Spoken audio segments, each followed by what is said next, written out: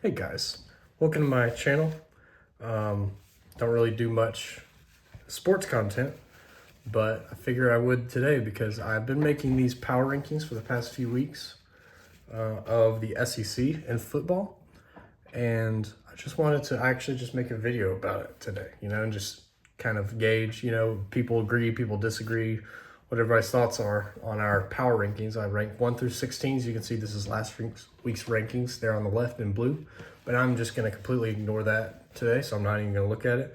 I'm going to put a paper towel over it now. I pretty much always do these lists from scratch. The reason I have this on the left is just to really just keep track of, the teams I need to put in there because I'll forget about somebody, and then, yeah, so that's kind of what my process is. I'm just going to go ahead and do 1 through 16 on here on this whiteboard. And I'm going to kind of go out of order because it's easier to determine who's at the top, who's at the bottom, and then just kind of work your way in from there. Especially the SEC this year, man, it is so fascinating. And I just love watching every week.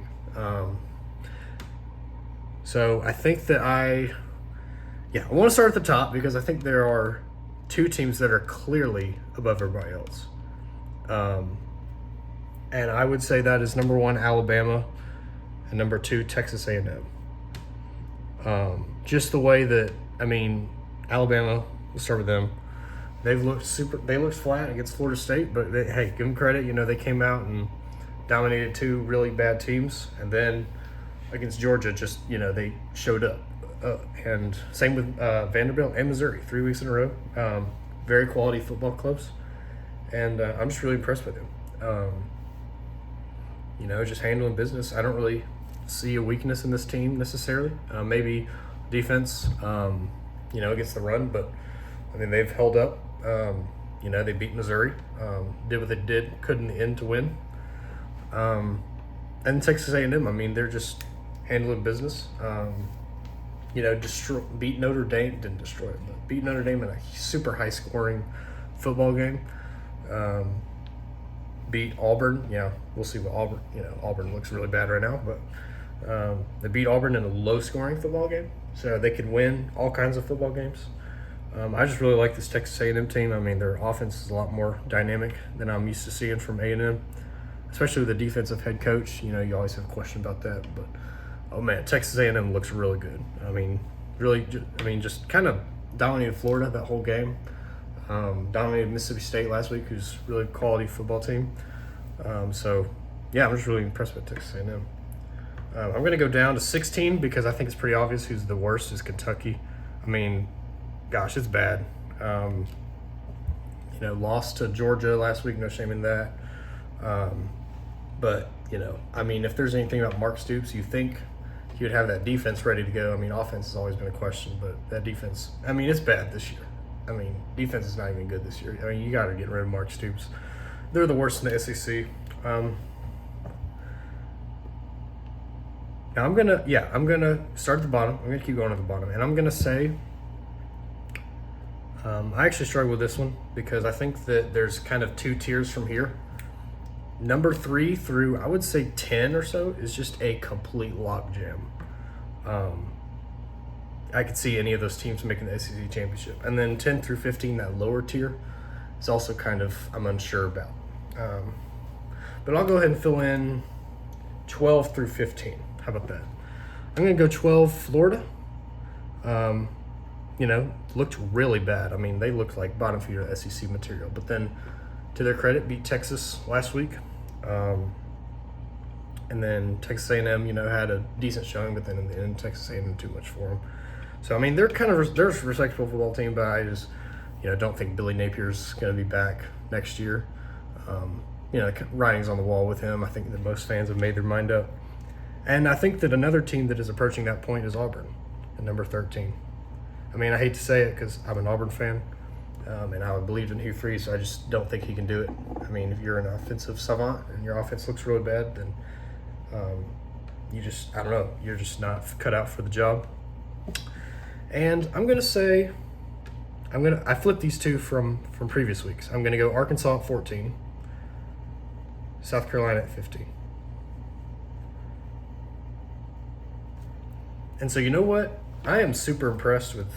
Not really super impressed, but Arkansas, they kept it close against Tennessee.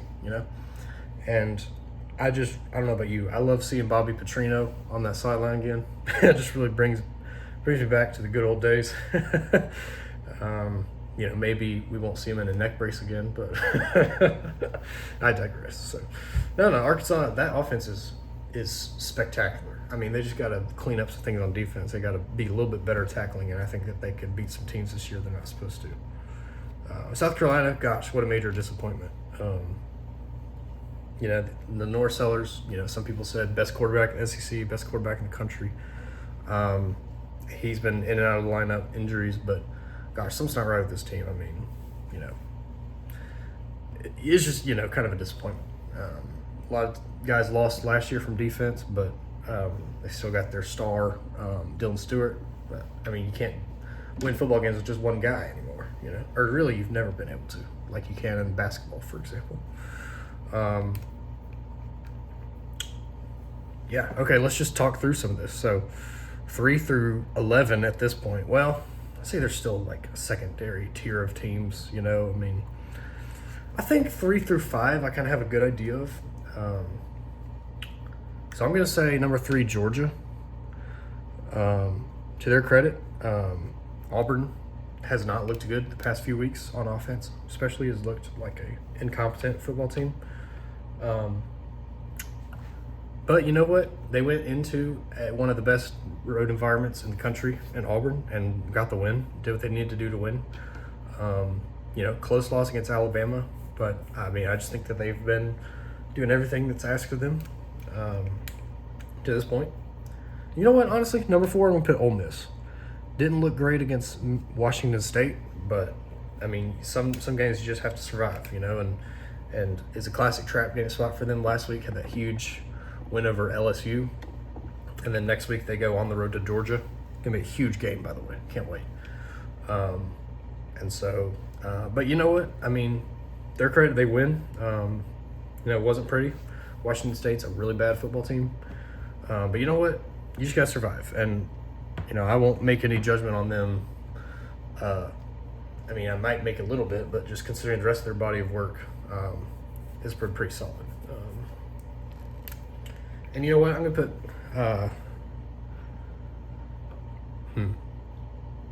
See, this is a tough one. Yeah, 5 through 11. I just struggle with. You know what? I can actually probably put. I'll just go ahead and put Mississippi State at 11. You know what? I'm really impressed by what Mississippi State's done this year. Last year was horrible. I mean, they're still building Jeff Lebby. He's in his second year this year, but it looks like already such an improvement. I mean, we'll see. They could probably sneak up some teams this year. Let's see who's next. Okay, I'm gonna do this 9 and 10.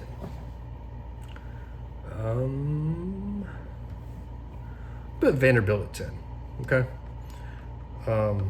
This is still a really quality ball club. Just lost against Alabama. No shame in that. But gosh, they're gonna beat some people this year. Let's see. I'm going to say, you know what? Mizzou at number 9.